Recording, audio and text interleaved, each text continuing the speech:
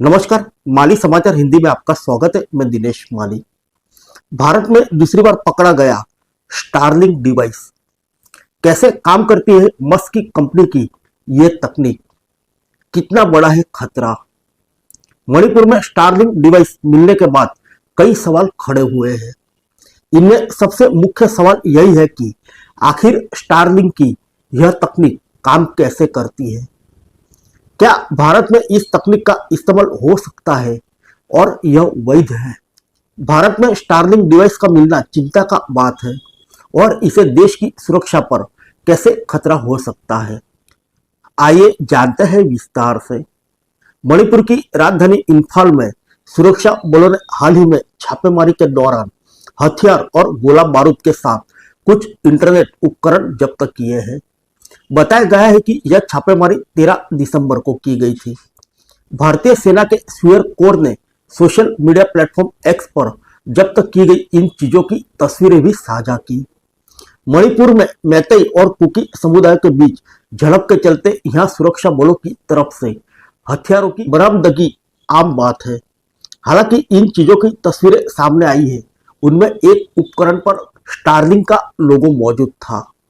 गौरतलब है कि स्टारलिंक दुनिया के सबसे अमीर शख्स एलन मस्क की कंपनी है। इस बरामदगी के बाद भारत की सुरक्षा एजेंसियों ने इस तकनीक के भारत में इस्तेमाल करने को लेकर जांच शुरू कर दी है। चौंकाने वाली बात यह है कि भारत में स्टारलिंक के डिवाइस की बरामदगी 1 महीने के अंदर ही दूसरी बार हुई है। इससे पहले अंडमान निकोबार पुलिस ने नवंबर के अंत में एक म्यांमार की एक मछली पकड़ने के लिए इस्तेमाल होने वाली नाव से 36,000 करोड़ कीमत के 6,000 किलो नशीले पदार्थ और स्टारलिंक का एक डिवाइस जब्त किया था। यह स्टारलिंक एक माइक्रो इंटरनेट डिवाइस था। मणिपुर में स्टारलिंक डिवाइस मिलने के बाद कई सवाल खड़े हुए हैं। इनमें सबसे प्रमुख सवाल यही है कि आखिर स्टारलिंक की यह तकनीक काम कैसे करती है। क्या भारत में इस तकनीक का इस्तेमाल हो सकता है और वैध है। भारत में स्टारलिंक डिवाइस का मिलना चिंता की बात है। भारत में स्टारलिंक डिवाइस का मिलना चिंता की बात क्यों है, इससे देश की सुरक्षा पर कैसे खतरा हो सकता है, आइए जानते हैं। सबसे पहले जानते हैं स्टारलिंक की तकनीक काम कैसे करती है। स्टारलिंक एक सैटेलाइट बेस्ड इंटरनेट सर्विस है जिसे स्पेस एक्स द्वारा बनाया गया। स्टारलिंक हजारों छोटे छोटे सैटेलाइट की मदद से high speed internet service provide करता है। स्टारलिंक इंटरनेट सर्विस देने के लिए लो अर्थ ऑर्बिट सैटेलाइट का इस्तेमाल करती है। एलन मस्क पूरी दुनिया में स्टारलिंक की सेवा पहुंचाने के लिए पृथ्वी की निचली कक्षा में ही 12,000 सैटेलाइट स्थापित करना चाहते हैं ताकि कनेक्टिविटी और स्पीड बढ़ जाए। धरती से तकरीबन 5,000 किलोमीटर की ऊंचाई पर मौजूद रहने वाला एक सैटेलाइट 90 मिनट में पृथ्वी का पूरा चक्कर लगा लेता है। ऐसे में 2200 सैटेलाइट इंटरनेट देने के लिए न सिर्फ हाई स्पीड बल्कि धरती के प्रत्येक कोने में इसकी सुविधा देने में सक्षम है। स्टारलिंक को साल 2019 में शुरू किया गया था। अब यह दुनिया भर के 56 से ज्यादा देशों में सैटेलाइट इंटरनेट एक्सेस कवरेज प्रदान करती है। स्टारलिंक की सबसे खास बात यह है कि इसके सैटेलाइट जमीन पर मौजूद न होकर सीधे आसमान से ही सिग्नल मुहैया कराते हैं।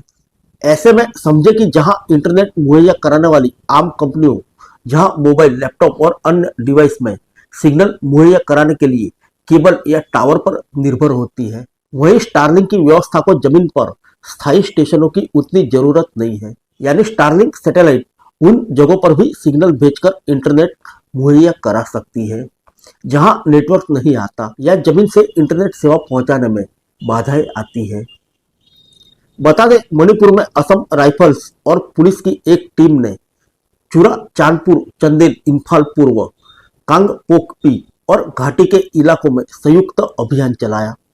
इम्फाल पूर्व में सुरक्षा की टीम को मैतेई विद्रोह के पास से हथियारों के अलावा स्टारलिंक लिखा डिवाइस मिला।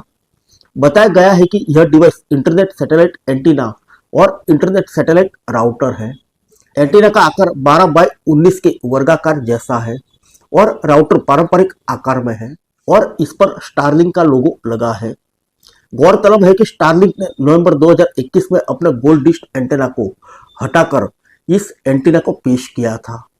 इतना ही नहीं, राउटर पर लगा स्टारलिंक का लोगो भी ओरिजिनल से मिलता है। साथ ही इसमें RPF PLA लिखा है, जो कि मैतेई विद्रोही संगठन रिवोल्यूशनरी पीपल्स फ्रंट और पीपल्स लिबरेशन RT के नाम को दर्शाता है। इस संगठन को गृह मंत्रालय की तरफ से प्रतिबंधित किया गया है। आइए जानते हैं क्या भारत में इस तकनीक का इस्तेमाल हो सकता है और यह वैध है। भारत में स्टारलिंक की सेवा अभी मौजूद नहीं है। कंपनी ने भारत में सैटेलाइट ब्रॉडबैंड लाइसेंस हासिल करने के लिए आवेदन डाला है। उसे अब नियामकों की मंजूरी मिलने का इंतजार है। बताया गया है कि स्टारलिंक की एप्लीकेशन फिलहाल गृह मंत्रालय के पास लंबित है, जो कि इसके सुरक्षा मानकों को परख रहा है। यानी आधिकारिक तौर पर फिलहाल स्टारलिंक की सेवाएं भारत में उपलब्ध नहीं है। इससे पहले केंद्रीय दूरसंचार मंत्री सिंधिया ने कहा था कि सैटेलाइट ब्रॉडबैंड सेवाओं के लिए लाइसेंस स्टारलिंक समेत किसी को भी दिया जा सकता है, बशर्ते वे सभी सुरक्षा मापदंडों को पूरा करते हो। सिंधिया ने कहा था कि भारत में सेवाओं के लिए लाइसेंस हासिल करने के लिए सभी मानदंडों का पालन करना होगा। सैटेलाइट इंटरनेट सेवा प्रदाता भी सभी आवश्यकताओं को पूरा करने की प्रक्रिया में है। ट्राई की तरफ से इस बारे में चर्चा और प्रस्ताव दिए जाने की प्रक्रिया पूरी होने के बाद ही उन्हें लाइसेंस मिल सकता है। हालांकि मणिपुर में स्टारलिंक का डिवाइस मिलने के बाद खुद एलन मस्क ने इन खबरों पर प्रतिक्रिया दी है। एक पोस्ट में मणिपुर से स्टारलिंक डिवाइस के इस्तेमाल के दावे पर मस्क ने कहा कि यह गलत है। स्टारलिंक सैटेलाइट बीम्स को भारत के ऊपर बंद रखा गया है, यानी भारत में स्टारलिंक का सिग्नल नहीं पहुंच सकता है। आइए जानते हैं क्या भारत के पड़ोसी देशों में क्या है स्टारलिंक की सेवा के हाल। स्टारलिंक की वेबसाइट पर इसके नेटवर्क के बारे में मौजूदगी के बारे में जो जानकारी उपलब्ध है, उसमें उन क्षेत्रों को दर्शाया गया है जहां कंपनी की सेवाएं मौजूद है। भारत में नेटवर्क की मौजूदगी पर स्टारलिंक का कहना है कि वह नियामकों की मंजूरी का इंतजार कर रहा है। इसी तरह पाकिस्तान के लिए भी स्टारलिंक का यही संदेश है। इसके अलावा बांग्लादेश और भूटान के लिए स्टारलिंक का संदेश 2025 में शुरुआत दिखाता है। नेपाल और म्यांमार के लिए स्टारलिंक सेवा उपलब्ध नहीं का संदेश दिखाता है। फिर भारत के लिए क्यों चिंता की बात है? गौरतलब है कि स्टारलिंक का नेटवर्क फिलहाल आधिकारिक तौर पर भारत के किसी पड़ोसी देश में नहीं है। हालांकि सुरक्षा एजेंसियों का मानना है कि भारत में अब तक 1 महीने के अंदर स्टारलिंक के जो डिवाइस मिले हैं वह म्यांमार से तस्करी कर लाए गए हैं। अब सवाल यह है कि म्यांमार में स्टारलिंक की सेवा मौजूद नहीं है, तो वहां कंपनी के डिवाइस का क्या उपयोग? तो उसका जवाब है कि म्यांमार में कई उग्रवादी संगठन स्टारलिंक के नेटवर्क का इस्तेमाल काफी समय से कर रहे हैं। म्यांमार के डिजिटल क्षेत्र के निगरानी करने वाले संस्थान म्यांमार इंटरनेशनल प्रोजेक्ट के मुताबिक इस वक्त वहां स्टारलिंक के 3000 से ज्यादा कनेक्शन मौजूद है। स्टारलिंक के डिवाइस का इस्तेमाल न सिर्फ जातीय हिंसा में शामिल विद्रोही संगठन कर रहे हैं, बल्कि सैन्य सरकार के खिलाफ लड़ाई में जुटी आम जनता भी इसे इस्तेमाल करने में जुटी है। मणिपुर के मैतेई विद्रोही संगठनों की सीमा पर म्यांमार से भी बड़े संपर्क हैं। खासकर people's liberation army Bharat Myanmar सीमा पर काफी सक्रिय है। इस संगठन के कुछ बेस म्यांमार में भी मौजूद है। ऐसे में इन डिवाइस के भारत में लाए जाने और इसके गलत इस्तेमाल का खतरा बढ़ सकता है। रिपोर्ट के मुताबिक अधिकारियों ने चिंता जताई है कि मणिपुर में हिंसा रोकने और इन विद्रोही संगठनों के संपर्क काटने के लिए सरकार की तरफ से इंटरनेट बंद करने का हथियार इन स्टारलिंक डिवाइस की वजह से बेकार साबित हो सकता है।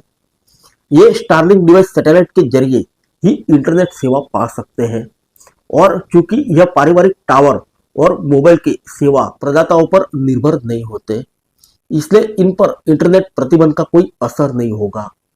ऐसे में चरमपंथी और विद्रोही संगठन धड़ल्ले से इंटरनेट की सेवा का इस्तेमाल कर सकते हैं। फिर मिलेंगे अगले बुलेटिन में अन्य किसी खबर के साथ। तब तक के लिए इजाजत दीजिए। नमस्कार।